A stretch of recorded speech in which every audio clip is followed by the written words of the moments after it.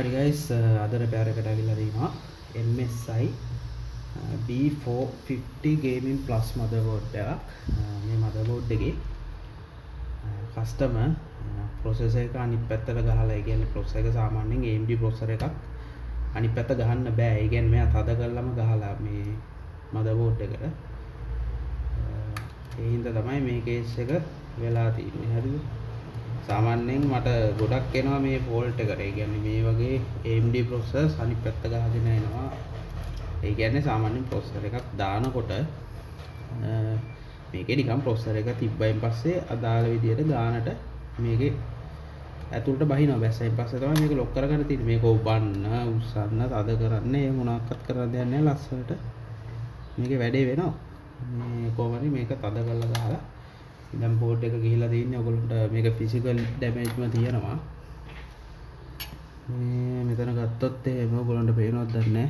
මෙන්න මේ ඉන්ඩක්ටර් එක පේනවද? පේන්නේ මෙන්න මෙතන මේ ඉන්ඩක්ටර් එක පුපුරලා ගිහිල්ලා තියෙනවා. හරිද? පුපුරලා මේ ලයින් එක ෂෝට් ප්‍රොසෙසර් එක ගිහිල්ලා ප්‍රොසෙසර් එක ගැන අහන්න දෙයක් නැහැ. ප්‍රොසෙසර් එක ගිහිල්ලා පිනුත් කඩාගෙන කොහොමරි ඔය වගේ ෆෝල්ට් එකක් තමයි වෙලා තියෙන්නේ. අපි බලමු මේක රිපෙයාර් කරගන්න පුළුවන්ද කියලා. ගොඩක් දුරට රිපෙයාර් කරගන්න පුළුවන්. try එකක් දෙමු. මගේ ප්‍රොසෙසර් එකක් නැහැ දැනට මගේ ළඟ. මේකට හරියන හැබැයි මේක පවර් ඔන් වෙනවා. ඔන් වුණාට මේකේ එයා ගෙනාවේ ඩිස්ප්ලේ ඉන්නේ නැහැ කියලා. කොහොමද ඩිස්ප්ලේ නැහැ? මේ ලයින් එක ෂෝට් තියෙන්නේ. මම ඊටු ඉම්පිඩන්ස් ටිකක් චෙක් කරගෙන යනවා. අපි බලමු මේක රිපෙයාර් කරගන්න පුළුවන් වෙයි අපිට ගොඩක් දුරට. මේකේ ඉම්පිඩන්ස් වයිස් චෙක් කරගෙන යන්න හදන්නේ. ඔයගොල්ලන්ට පේනවා ඇති. මෙතන මම බලනවා මේක PCH එක වෙන්න ඕනේ.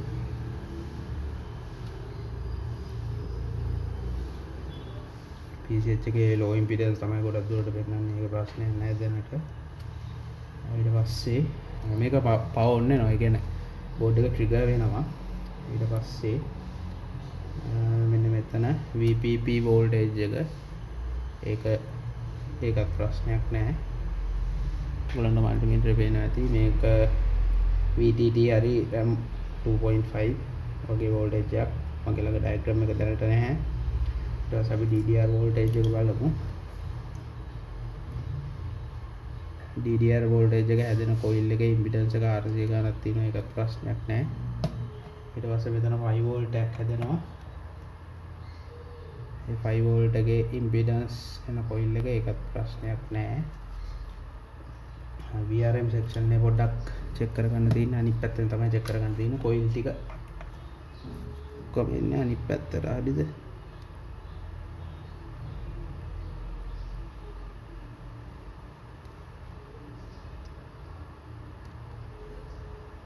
VRM side එකේ ප්‍රශ්නයක් වෙන්නේ නැහැ. මම මෙතන උඩ VC එක PRM වෙන්නේ නැති. ගොඩක් දුරට graphic side එක ඒකත් ප්‍රශ්නයක් නැහැ. ඉතින් ආයි කියන දේ මට සාමාන්‍යයෙන් බෝඩ් දෙක තුනක් වෙනවා. මේ ගොඩක් දුරට සතියේ බෝඩ් දෙක තුනක් වෙනවා. ප්‍රොසෙසර් එක ගන්න කියලා මේ AMD ළගේ තමයි GS එක තියෙන්නේ.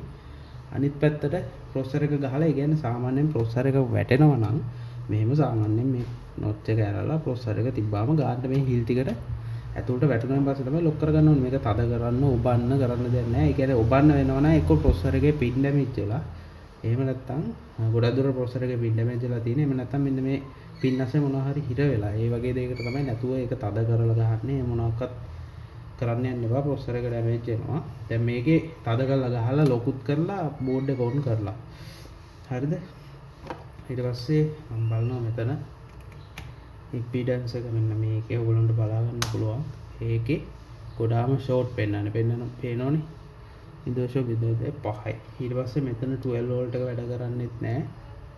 හේතුව 12 volt එක ෂෝට් පෙන්වන්නේ මෙතන ගොඩක් අඩු impedance එකක් පෙන්වන්නේ. මෙන්න මෙතන මේ IC එකත් ගිහිල්ලා තින්නේ. කැප් ටික චෙක් කරන්න ඕනේ IC එක ගලවලා ඉවරලා. අපි බලමු අපිට මේක හදා ගන්න පුළුවන්ද කියලා. මම මුලට මේ IC එක ගලව ගන්නවා. IC එක ගලවගෙන බලමු අපේ impedance කරලා 00 පෙන්නපු එක.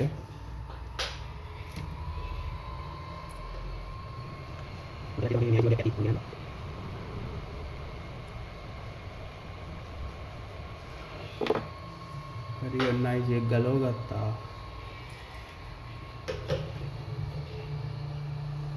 මම පැත්තකින් තියාගන්නවා.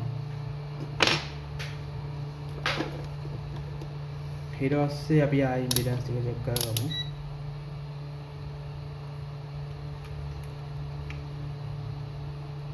දැන් බලමු කොයිල් එක මොනට වෙන්නේ නැති 0.9 ගානක් පෙන්නනවා. IC එක ෂෝට් 12 වෝල්ට් මේ සයිඩ් එකෙත් ඒ වගේම තමයි පෙන්වන්න ඕනේ. මේ ඉන්ඩක්ටර් එක ගිහිල්ලා තින්නේ.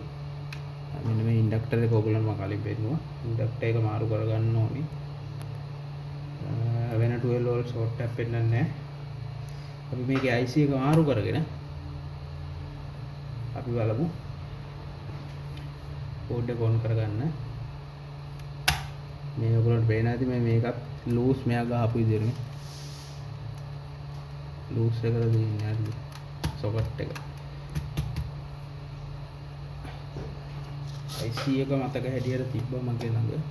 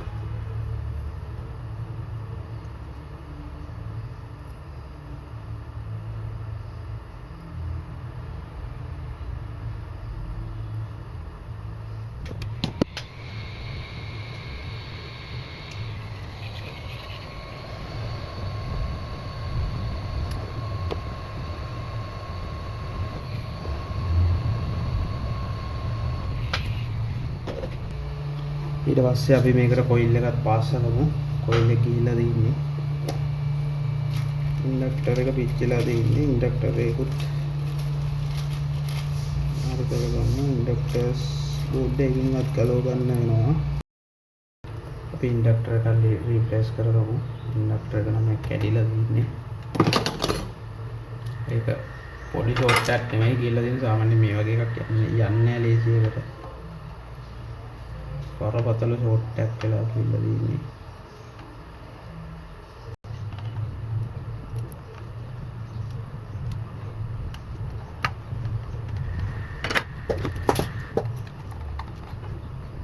dengan tidak makan.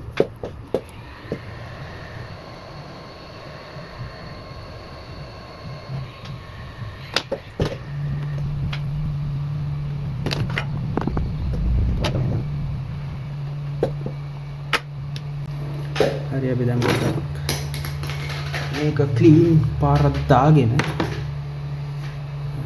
අපි පොඩ්ඩක් අපෝ මල්ටිමීටර් ඉම්පිඩන්ස් ටික බලමු. ඉතින් ඉස්සෙල්ලා ක්ලීන් කරගමු.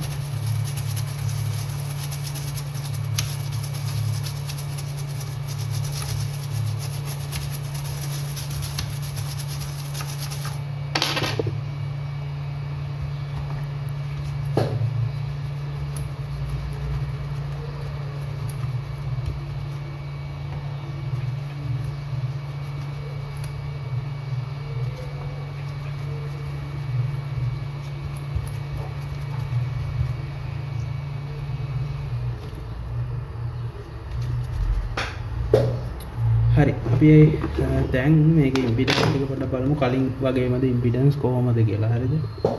ඉම්පිඩන්ස් හරි. අන්න දැන් අපි බලමු මෙතන. කලින්ට වඩා හොඳයි 300 ගානක් පෙන්නනවා.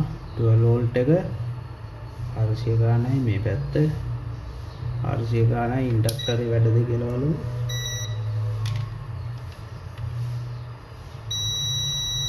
ඉන්ඩක්ටර් එක වැඩ. දැන් පවර් ඔන් කරගෙන බලමු වෝල්ටේජ් එක හැදෙනවද කියලා.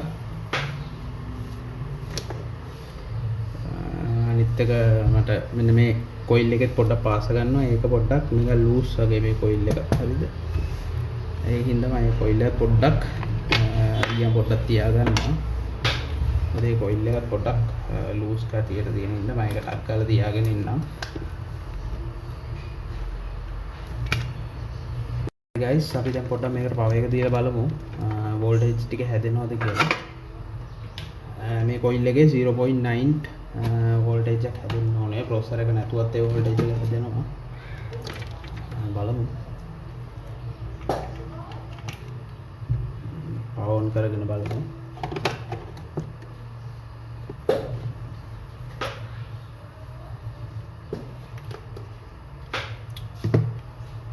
මේක වෝල්ටේජ් වලට දා ගන්නවා. අන්න මම දැන් පවර් එක ඔන් කර ගන්නවා. පවර් එක ඔන් වුණා. හරිද? බෝඩ් එක පවර් ඔන් වුණා. අන්න මෙතන වෝල්ටේජ් අපි බලමු. මේක වෙනවද දන්නේ නැහැ.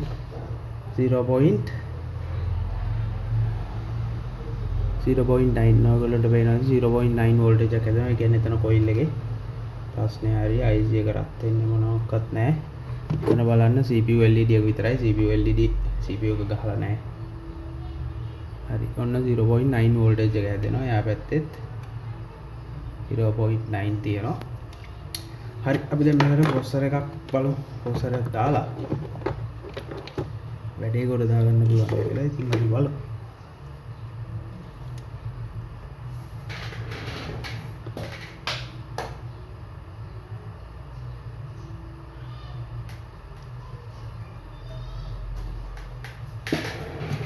හරි ඔන්න දැන් මම මේකට ප්‍රොසෙසර් එක දාන්න යන්නේ. මුකුත් කරන්න දෙයක් නැහැ. මෙන්න මේ වගේ ගානට තිබ්බාම මෙන්න මේ වගේ ලස්සන තද කරන්න දෙයක් නැහැ. ගානට කට් එකට වැටෙනවා. එතකොට අපි මේක ලොක් කරගත්තා. RAM එක ගහගත්තා. මම මයික් එක පොඩ්ඩක් මෙතනින් අයින් කර ගන්නවා. ඔයගොල්ලන්ට මෙතන CPU LED ටික බලා ගන්න පුළුවන්. හරිද? මම මෙතන HDMI එක ගන්නවා. මම ඩිස්ප්ලේ එක ආවොත් ඔයගොල්ලන්ට පෙන්නන්න. හරි. ඔන්න දැන් අපි පවර් ඔන් කරගන්න යන්නේ. හරි ඔයගොල්ලන්ට පේනවාද අනිවාර්යෙන් මේක ඩිස්ප්ලේ වෙනවා. මේ මෙතන LED ටික බලන්න.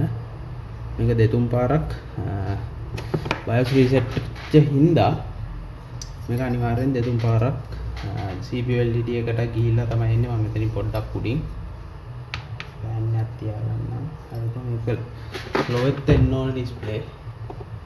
අපරාධය ඉතින් කස්ටමර්ගේ ප්‍රොසෙසර් එක තමයි ගාන වැඩිම. ප්‍රොසෙසර් එක නම් පිනුක් කඩාගෙන ප්‍රොසෙසර් එක පිච්චිලා තින්නේ. හරිද? මම ප්‍රොසෙසර් එකේ පින් ටිකක් පොඩ්ඩක් හදලා බැලුවා. ඒ වුණාට හරියන්නේ නැහැ ප්‍රොසෙසර් එක ගිහිල්ලා. මෙතන බලන්න LED ටික ඔන්න දැන් VG එකට ආවා. ආපහු ඔෆ් වෙලා යන්න ඕන. මෙතන CMOS බැටරි දාලා නැහැ. මේක රීසෙට් වෙනවා. ඒ හින්දා තමයි ඒක එහෙම වෙන්නේ. හරිද? මම ඩිස්ප්ලේ එක ආවම පෙන්නන්නම්. ඔන්න දැන් මේකේ ඩිස්ප්ලේ ඇවිල්ලා තියෙන්නේ. හරිද? ඔන්න බලන්න පුළුවන්. ඔන්න ඩිස්ප්ලේ ඇවිල්ලා තියෙන්නේ. ඉතින් ඔන්න ඔය විදිහට තමයි මේක රිපෙයාර් එක කරගත්තේ. මේක මට සම්පූර්ණයෙන්ම ඉතින් වීඩියෝ එක කරන්න විදියක් නැහැ. වැඩත් එක්ක ටයිම් එක නැහැ. ඔන්න ඔය විදිහට තමයි රිපෙයාර් එක කරගත්තේ. ඔයගොල්ලෝගේ රිපෙයාර්ස් මොනවා හරි තියෙනවා නම් contact details දාලා ඇති. අපිට කෝල් එකක් දෙන්න. එහෙනම් තවත් අලුත් වීඩියෝ එකකින් හම්බෙමු. කට්ටියට සුබ දවසක්.